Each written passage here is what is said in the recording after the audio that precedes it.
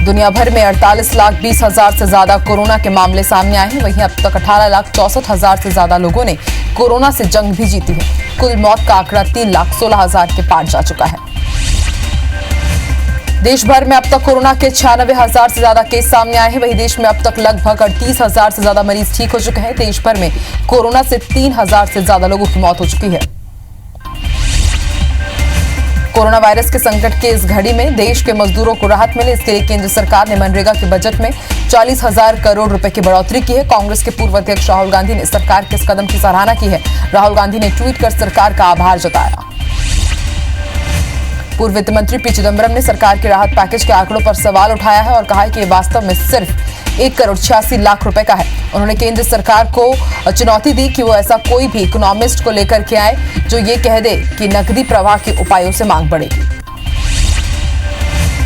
Corona संकट काल में सरकार के पैकेज पर सवाल खड़ा करने वाले लोगों को केंद्रीय सूचना एवं प्रसारण मंत्री प्रकाश जावड़ेकर ने कड़ा जवाब दिया है और कहा कि यूपीए युग जैसी घोषणाएं नहीं है, बल्कि जो घोषणाएं की जा रही है उस पर तेजी से अमल भी किया जा रहा है। मध्य प्रदेश में बड़ी रफ्तार से कोरोना संक्रमित मरीज बढ़ रहे हैं। मीडिया बुलेटिन के अनुसार प्रदेश में कोरोना के कुल केस 5,236 तक जा पहुंचे हैं और एक दिन में ही 259 नए मरीज सामने आए हैं। वहीं इससे अब तक 252 लोग अपनी जान गंवा चुके हैं। इस महामारी से लड़कर जीतने वालों की संख्या 2,435 है।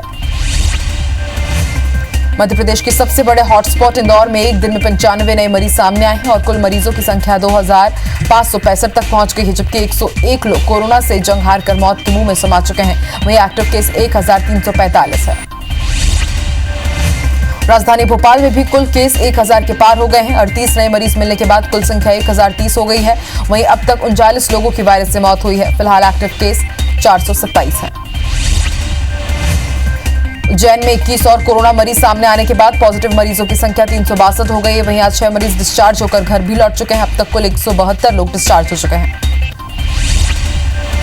छत्तीसगढ़ में आज 3 नए कोरोना पॉजिटिव मरीज मिले हैं। इनमें से 2 रायगढ़ जिले में, जबकि एक अन्य सूरजपुर जिले का है। तीनों ही मजदूर हैं और उन्हें क्वारंटीन सेंटर में रखा गया था, जहां टेस्ट के बाद उनके कोरोना संक्रमित होने का पता चला है। छत्तीसगढ़ में अब तक कुल 95 कोरोना पॉजिटिव मिल चुके हैं, जिनमें से 36 एक्टिव है और उनका इलाज अस्पताल में किया जा रहा है, जबकि 59 मरीज पूरी तरह से ठीक होकर घर जा चुके हैं। अचानक मरीजों की संख्या में बढ़ोतरी होने के बाद सभी जगह प्रशासन और स्वास्थ्य विभाग अलर्ट मोड पर है। मध्य प्रदेश के पूर्व सीएम दिग्विजय सिंह ने केरल में फंसे प्रदेश के 195 मजदूरों को वापस भेजने के केरल के सीएम को पत्र लिखा है। उन्होंने कहा कि मजदूरों को पास ना तो रहने की जगह है और न ही इनके खाने पीने की कोई व्यवस्था है। ये वहां बहुत मुश्किल हालात में दिन काट रहे हैं। मध्य प्रदेश के बीजेपी अध्यक्ष वीडी शर्मा और कृषि मंत्री कमल पटेल ने सिवनी के छात्रों को बसों से रवाना किया। लगभग 200 छात्रों को 8 बसों के जरिए सिवनी भेजा गया है। इस दौरान बीजेपी प्रदेश अध्यक्ष वीडी शर्मा और मंत्री कमल पटेल ने छात्रों से मिलकर उनका हाल भी जाना और उन्हें सकुशल घर पहुंचने के लिए शुभकामनाएं दी। जबलपुर रेलवे स्टेशन से श्रमिक स्पेशल ट्रेन बिहार के सीतामढ़ी के लिए रवाना हुई। इस ट्रेन में श्रमिकों के अलावा विद्यार्थियों और शहर में फंसे लोगों को भेजा जा रहा है। इसके लिए दोपहर से ही यात्रियों को बुलाकर स्क्रीनिंग की गई। करीब 1400 यात्रियों को लेकर ये ट्रेन जबलपुर से रवाना हो रही है।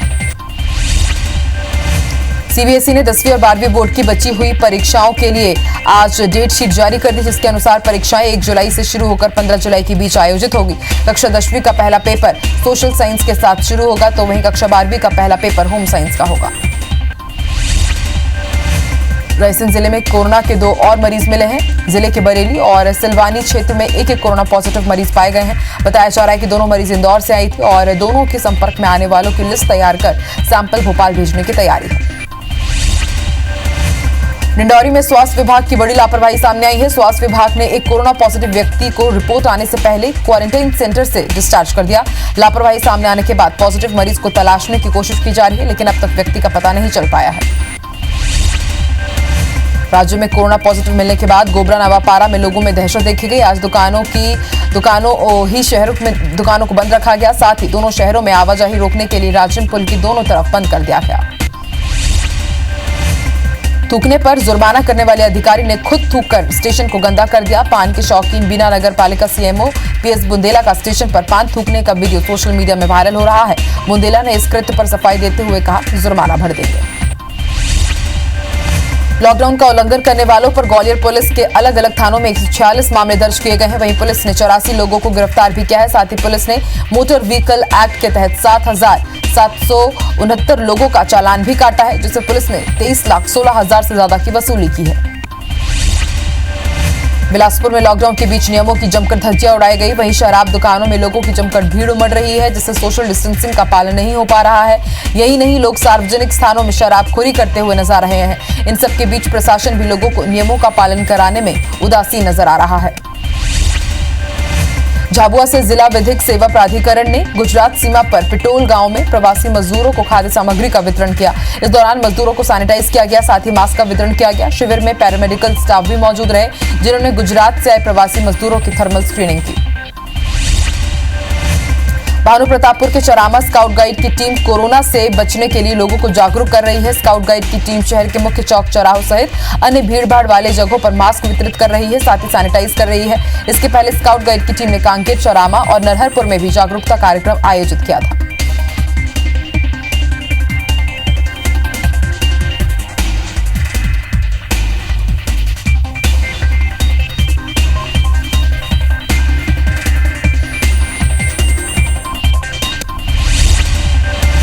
विदिशा नगर पालिका अध्यक्ष ने श्रमिकों के लिए काम कर रहे बस चालकों और सह चालकों का सम्मान किया।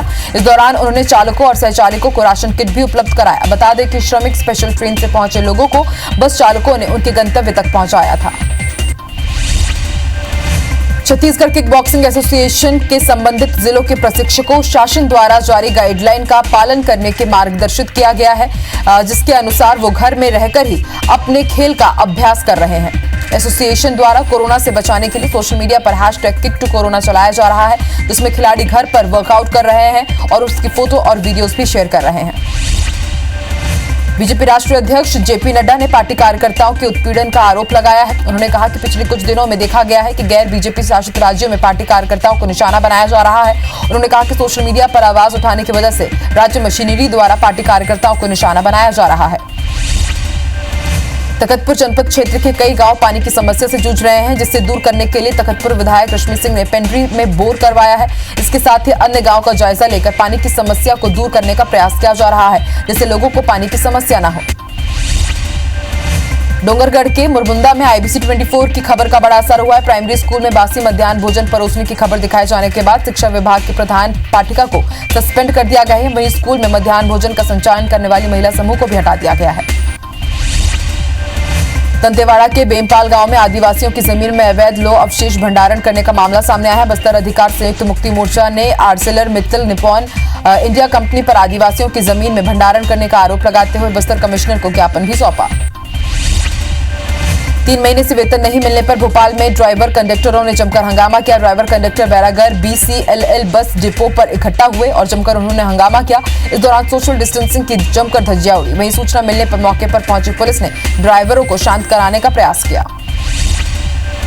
धमतरी की भेरेजर पुलिस चौकी से फर्जी दस्तावेज के सहारे गाड़ी छुड़ाने का मामला सामने आया है। मामला उजागर होने के बाद वाहन मालिक के खिलाफ पुलिस ने धोखाधड़ी का मामला दर्ज कर लिया है। बता दें कि 14 दिसंबर को खनिज विभाग ने एक हाईवा को अवैध रेत परिवहन करते हुए पकड़ा था। बिलासपुर के रतनपुर थाना क्षेत्र के खंडोबा मंदिर के पास महिला की गला रेतकर हत्या कर दी गई। घर के लोग सोकर उठे तो उन्हें महिला की खून से लथपथ लाश मिली। परिजनों ने मामले की सूचना पुलिस को दी। वहीं मृतका के परिजनों ने पति पर हत्या का आरोप लगाया है। पुलिस ने पंचनामा कर मामले की जांच शुरू कर दी है।